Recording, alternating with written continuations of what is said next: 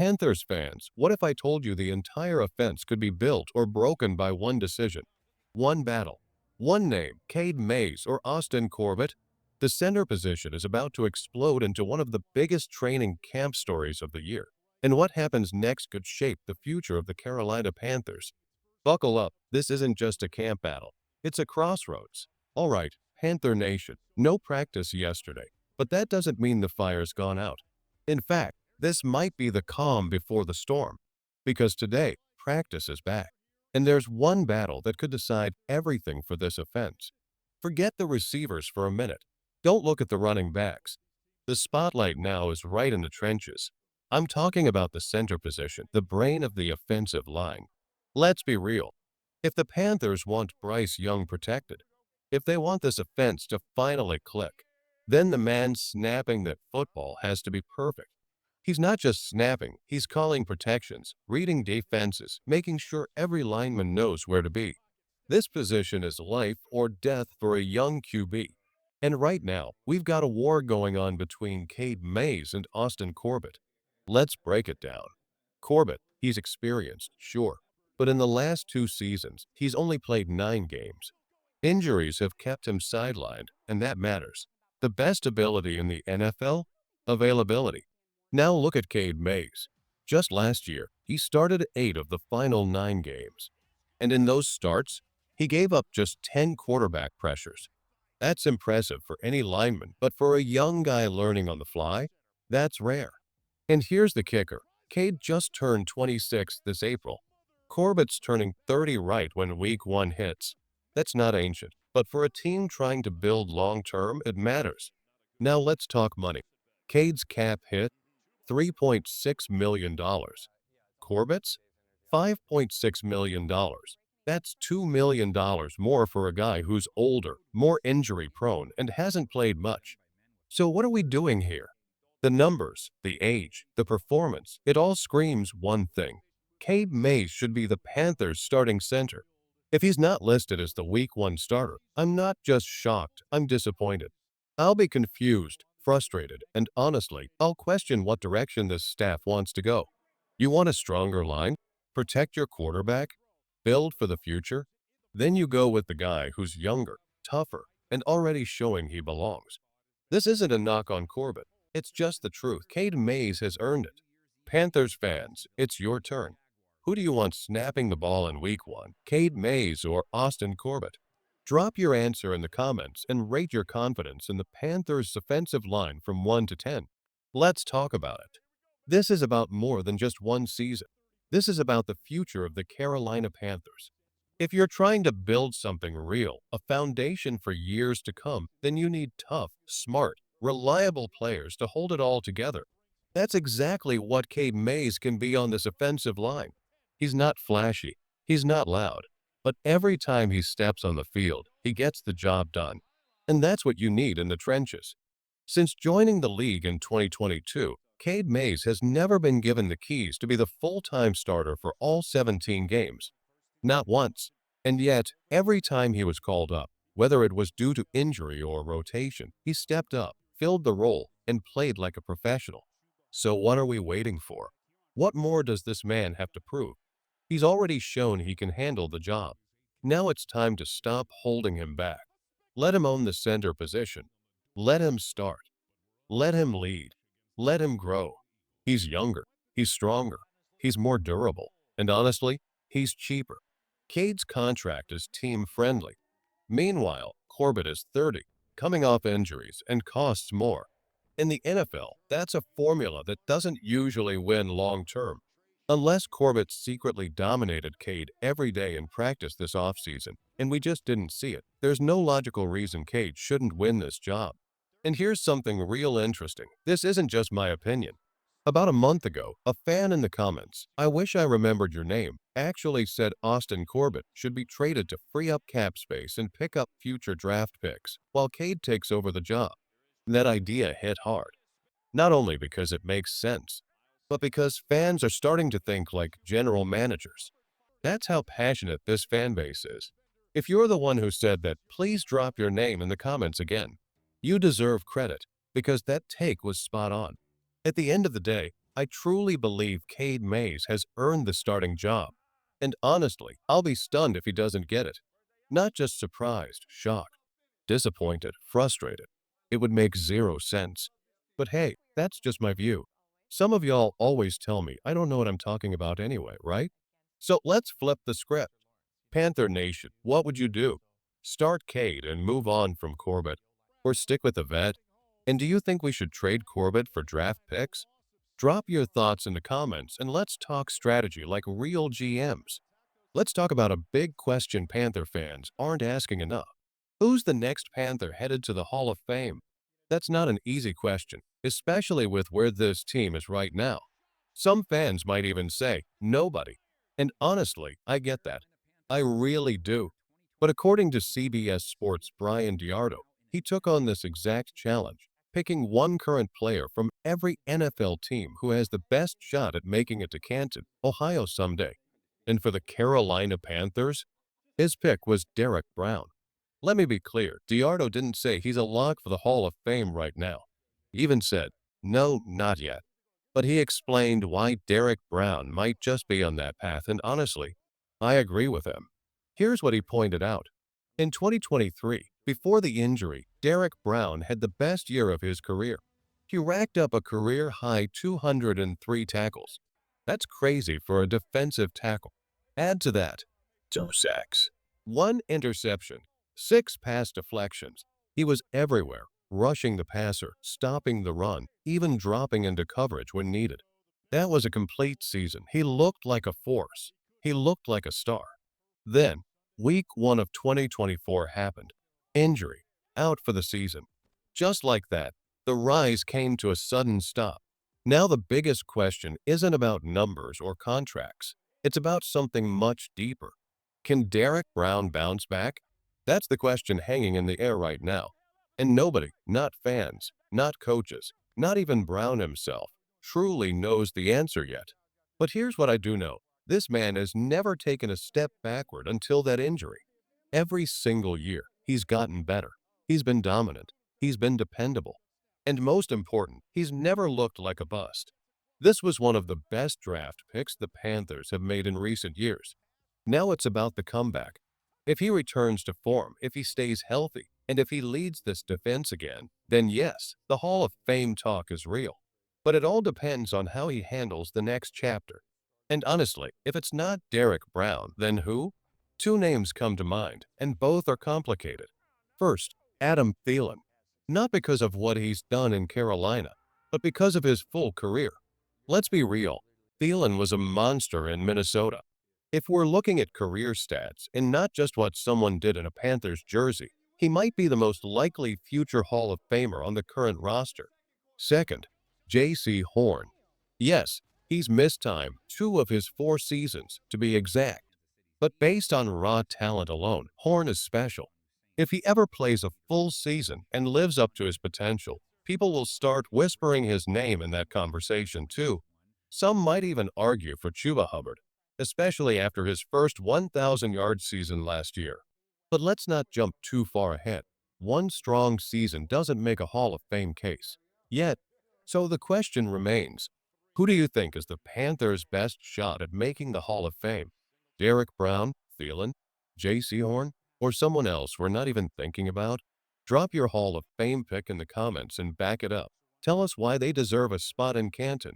So when we talk about J.C. Horn, we've seen a mix, 2 strong seasons, 2 where injuries held him back. That's the tough part. His talent is undeniable, but availability? That's been the issue. Still, if he puts it all together, he could absolutely be part of that Hall of Fame talk one day. Same with Adam Thielen. His career speaks for itself. But when it comes to Panthers history specifically, we're still waiting for someone new to rise into that legendary tier. But now let's switch gears because this next topic is huge and it's something Panthers fans everywhere need to pay close attention to. Coach Dave Cannell's just made something very clear. The starters will be playing in the first 2 preseason games. Yeah, you heard that right. Bryce Young, the starting offensive line, the key defensive players, they're not getting bubble wrapped this preseason. They're suiting up. They're going out there. And honestly, I love it. Let me tell you what Coach Cattles said and why it matters. He explained his thinking like this. We've got a lot of veterans, sure, but this is still a pretty young team overall. And I just can't pass up the opportunity. Reps in games are valuable, but it's more than that. It starts the night before. The mental part. Players knowing they have to perform, preparing their bodies, getting rest, locking in, going through their full game day routines like it's the real thing. That's what we need. That's the key right there. Routine.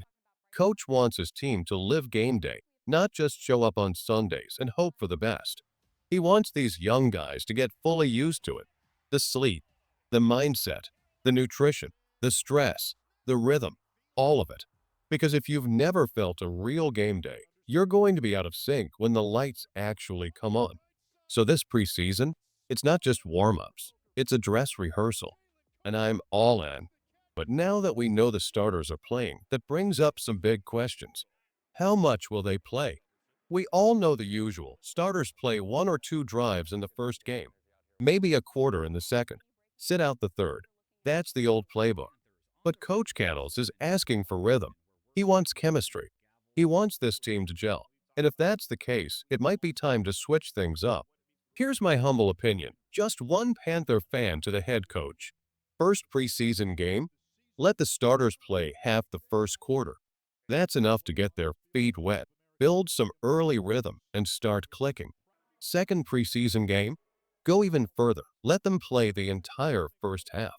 Let them feel what it's like to adjust, to get tired, to reset during halftime. That's how you build a team that doesn't flinch when the real games start. Because come week one, there won't be any warm-ups, no test runs, no try again next week. It's go time. So the more live experience they get now, the better. Panther Nation, how do you feel about the starters playing in the preseason? Should they play more? Less? How many drives would you give Bryce Young and the crew? Drop your thoughts in the comments and let us know if you think this team is ready to hit the ground running in week one. All right, now let's talk about Friday night, the Panthers' first preseason game. We already know the starters are playing. That means this is the first real look at what this team could be in 2025. So how much time should the starters get? In my opinion, if the defense is getting stops and the offense is moving the ball, you could easily get 3 to 5 drives in that first quarter. That's plenty of time to find a rhythm, test the chemistry, and build some real momentum. But here's what I want to see most. From the offense, first priority, run the ball. We've got to get that ground game rolling again. I want to see power. I want to see vision. I want to see offensive linemen pushing people back. I don't care if it's the first team, second team, or third team establish the run. But then, let's open things up. I want to see the passing game come alive. This isn't just about hitting a few screens or checkdowns. I want to see Bryce airing it out. Let's build timing, trust, and connection between quarterback and receivers. And don't just force everything to Xavier Legette or Adam Thielen. Spread the ball around. Let all the receivers get involved, from the top starters to the backups fighting for a roster spot. I want to see that full passing tree come to life. On defense, run defense, period. Last year, we got pushed around way too much on the ground. That can't happen again. So when Cleveland lines up to run the ball, I want to see 11 Panthers flying to the ball. I want that line stuffed. I want the linebackers crashing. I want corners wrapping up on the edge. First team, second team, third team, I don't care. Nobody runs on us. And let's be honest, considering how bad our run defense was last year, it really shouldn't be that hard to look better now. This is a pride check. Let's show the world that this year we're not soft. Special teams question. And don't think I forgot. Who's going to be the starting kicker? Harrison Mevis, aka the thicker kicker, has had some big moments in college. But Matthew Wright has NFL experience. Right now, it's an open battle, and after what we saw at FanFest, I'm honestly not sure who's ahead. We need consistency. We need confidence. And we need someone who can hit from 40 plus under pressure. This battle matters, and Friday night might show us who's really got the edge. Panther freeze frame moment. Before we wrap this section up, I gotta give a huge shout out to Jace Garland. During FanFest, there was this incredible photo of him. I've been searching for it for days, and I finally found it. Man, it gave me chills. You could just see the joy on his face. That photo captured a moment that Jace and his whole family will probably carry in their hearts forever. Living out his NFL dream, even just for a moment, that's what this game is all about. And whether he makes the final roster or not, that memory is priceless. Now it's your turn, Panther Nation. Drop your thoughts in the comments. How long should the starters play Friday night? What do you want to see most? The run game? The deep ball? A defensive stand? And who's your pick for starting kicker? Mevis or Wright? Let's get loud in the comments and speak your truth, because this is your team, and this is our moment to turn the page. Let me tell you something real. Panther Nation showed up and showed out at FanFest. The fans brought the energy, the noise, and the love. But not everything on the field looked perfect. And yeah, we gotta talk about it. One fan said it best. FanFest was an absolute blast. The receivers looked amazing, especially Leah. I'm excited to see what he can do this season. But Bryce Young, he looked unsure, holding the ball too long. Looked scared to throw it sometimes. I just hope that once he's up against a defense that doesn't know him so well, he'll get that confidence back. Man, I felt that. I saw the same clips y'all saw. Bryce hesitating, pump faking, holding on to the rock for too long. And on some of those completed passes, let's be real, those might have been sacks if it was full speed, full contact. But we're not going to panic just yet. Not in August.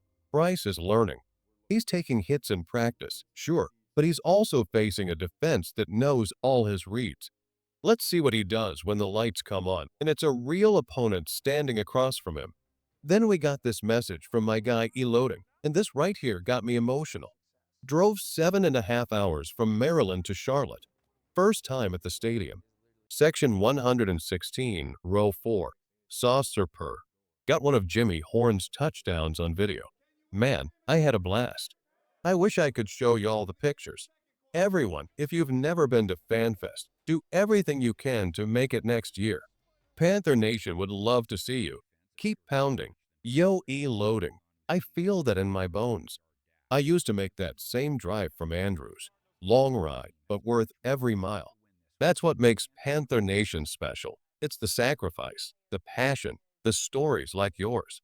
And now I'm thinking I might start putting together a fan video collage. For real. End of season tribute. Your videos, your photos, your experiences. Because without the fans, there is no heartbeat in that stadium. I still remember my first Panthers game like it was yesterday, November 2016. We were up in the nosebleeds against the Saints, a Thursday night showdown. Lights bright, Sugar Hill Gang performing, crowd electric. We won that game, and I've never forgotten the energy. That night made me feel like I was part of something bigger than football. Last shout out goes to Dan Porter 5363 who said, "Party this week." Let's go. Yes, sir. Friday night scrimmage is gonna be a vibe. And I'm seriously considering hosting a live watch party on Discord. I want Panther Nation together, whether you're in Charlotte or watching from across the country. But now I want to hear from you. Who should start at center, Austin Corbett or Cade Mays?